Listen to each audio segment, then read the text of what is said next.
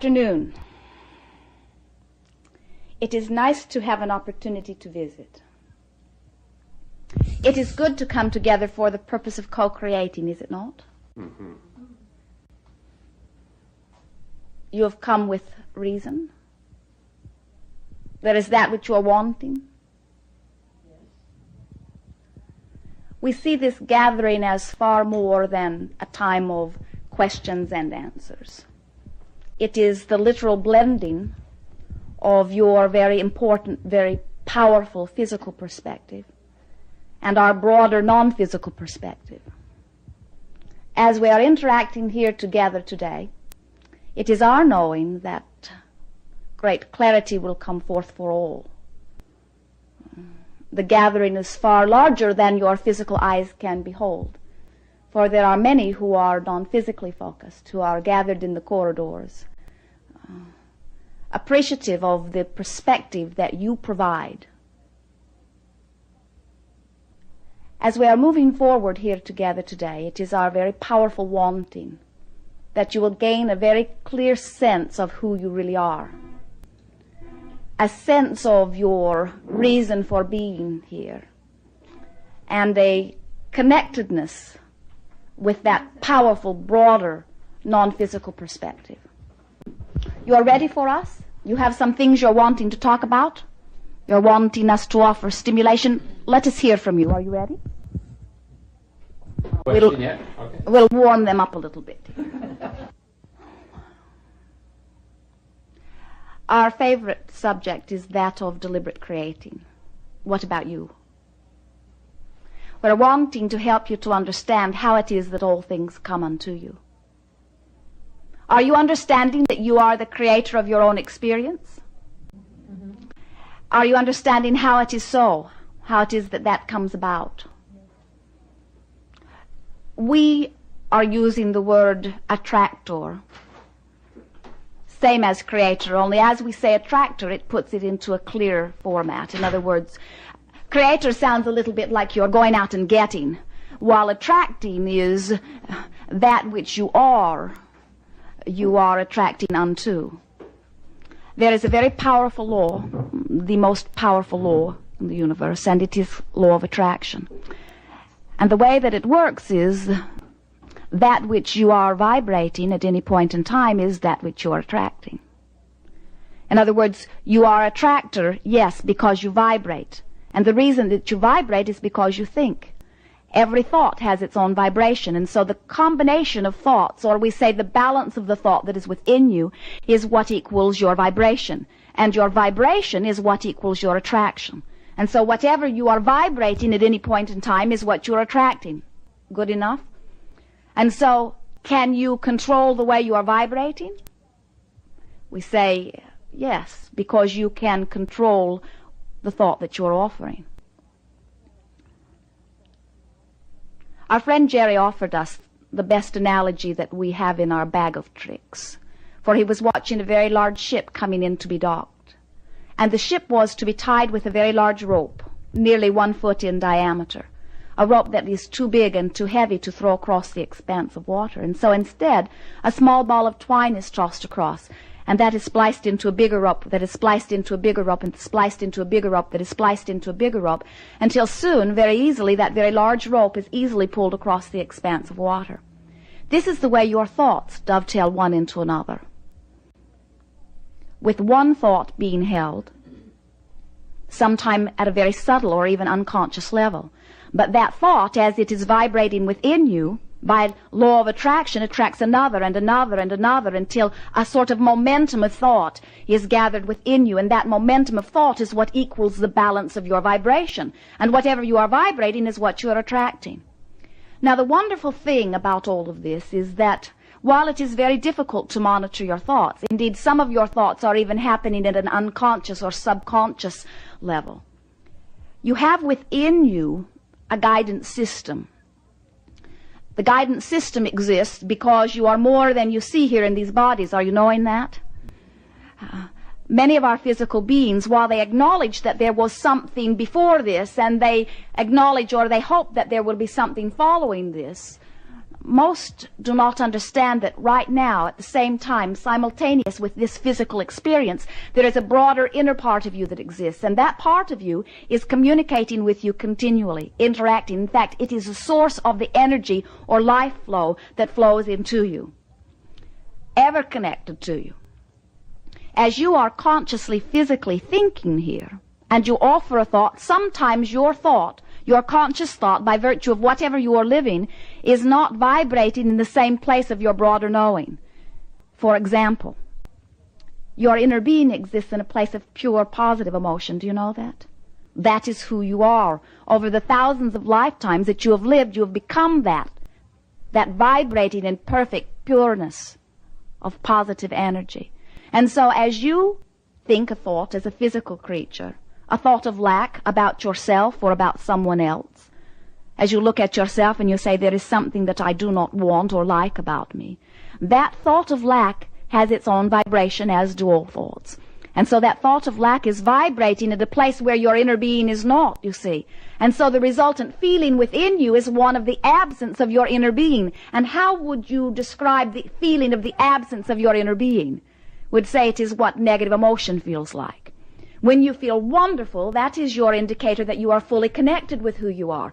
When you feel less than wonderful or unhappy or miserable or discouraged or angry or lonely or afraid, that is the indication that the thought that you are thinking here in this moment does not harmonize with your greater knowing. Someone said to us, Abraham, I think it is rotten that my inner being would forsake me when I need him most. And we say it is not a matter of forsaking. Your inner being is always fully aware of you and always offering. But sometimes you are vibrating in a place where your inner being cannot get in. Sometimes, by virtue of your choice of thought, your vibration is so contrary to that which you really are that you cannot resonate, and therefore you feel the absence of it. We're watching our friend Esther. She walked into the post office a few days ago, and there was a very long line. Ordinarily, her timing is better, and it is a small town, small post office, and so usually there is very little wait. But on this day, the line is very long, and as Esther stands in the line, she is very happy. There are some babies in the line, and she's watching the babies. And then she notices a woman patting her neck with a handkerchief, and Esther acknowledged, yes, it is too hot in here, as she picked up her first piece of negative twine. And then she saw the woman in the front of the line looking at her wristwatch, and Esther thought, I wonder how long she has been here, as she pulled a little harder on the negative twine. And then Esther acknowledged that there are 5 counters there and only 1 government worker. Oh, the government worker negative twine. Now she is really pulling on the negative twine. And then she noticed that the little couple that is standing at the window has been there since she arrived, and she is listening, thinking they are asking all sorts of unimportant questions. Seems to me they could save these unimportant questions for a time when the line is not so long. Now Esther is really pulling on the negative twine, and in that moment, the man who was standing in the line before her turned around and began to complain openly to her. Now Esther is embarrassed, for it was all right for her to think these negative thoughts in her own mind, but now they are being spoken openly for all to hear. Esther is feeling embarrassed and wanting to take it all back, only now the momentum is so great she cannot turn it around. Now what happened there was Esther, in this case more by default than anything else, but nevertheless Esther's choice of thoughts brought her vibration to the place that she harmonized with the vibration of the other so much that she fully enveloped him in conversation, you see. You're getting the picture of the way you think and the way you vibrate and therefore the way you attract? Many years ago, Jerry and Esther were living in the city of Phoenix. And Esther was wanting to live in the city of San Diego, and at that point had not yet learned that she could not motivate her mate to action through negative lack. She was still trying. And so she was pointing out all of the negative things about the city of Phoenix and all of the positive things about the city of San Diego until it became quite a game. Every morning she would wake up and say, is it 1985, time to leave yet? On this particular trip, they were traveling back from San Diego across the desert to the city of Phoenix, and Esther was pushing the button on the car that was showing the outside temperature. And she watched it go from 70 to 80 to 90 to 100 to 101 and 2. And as they drove into the city of Phoenix, Esther and her mate, having complained for 400 miles across the desert about the differences in the cities, as they drove into the city, it was 1 o'clock in the morning and 106 degrees. And as they came onto the only freeway, a good reason to complain, there were barricades still standing, even though there was no construction happening. Another good reason to complain, because the construction workers who do not care about the people, another good reason to complain, had left them up because it was easier. And so even though it was the middle of the night, traffic was crawling at 20 miles an hour down this freeway. And Esther, now you must understand, she had been in a place of negative attraction for 400 miles, was a place at extreme negative momentum, and she shouted, "I hate this," we will leave a few words out here, "city." And in that moment, a boulder was passed from an overpass and struck the side of their car, making a very big hole in it. And they acknowledged if it had been a few inches higher, it would have landed in Esther's lap, taking her away, certainly. And we said, "Oh, Esther was not that bad." Jerry said, "That doesn't sound like you, Abraham, as we are talking about the deservedness of the rock. We are hearing this story many years after it has happened, as are you. But what we are wanting you to hear from this is that there was not another anywhere on that freeway that was more in harmony with the tossing of that boulder than Jerry and Esther. Others were unhappy, but not nearly as unhappy as they were. In other words, nothing comes to you other than by your vibration. Now, the thing that we are most wanting you to hear from us is that because of your connection with your own inner being, you have this wonderful guidance that lets you know whether you are connected in harmony or whether you are not. When there is disharmony between you and your inner being, there is negative emotion present. When there is harmony between you and your inner being, then there is positive emotion present. And so, as you are offering thought, offering word, offering action that feels good to you, that means that it is in harmony with your broader perspective. And as you are in harmony with your broader perspective, then you have guidance that is supreme. You have impulses that get you into the right place at the right time. Our friend Jerry walked into the back door the other day, and he did something that he does not do. He left his hat on, a very wide-brimmed Texas hat. He was trained as a little lad not to wear his hat in the house. And so he wore it against that conscious decision, and Esther was waiting for him on the front porch. He stopped in the bathroom on his way out, and as he greeted Esther on the porch, he had a very big grin on his face. For a scorpion had fallen from the heater vent and had bounced off his hat and onto the floor.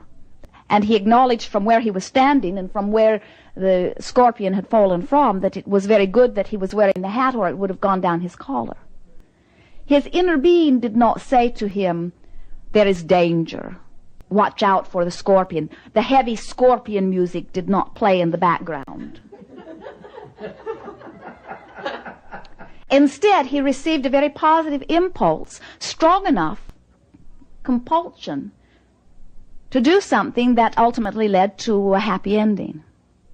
When you receive hundreds of these compulsions in every day, the feeling about changing lanes or stopping here or one thing and another, all of that is guidance that is coming from your broader perspective, the broader part of you that knows all that you want and can put together in a way more masterful than any computer the probability that you are moving toward with the balance of thought that you are holding at any point in time. Jerry and Esther returned to their home after a short trip out to the post office. And there were 3 men standing on the property line, really looking at the property next door.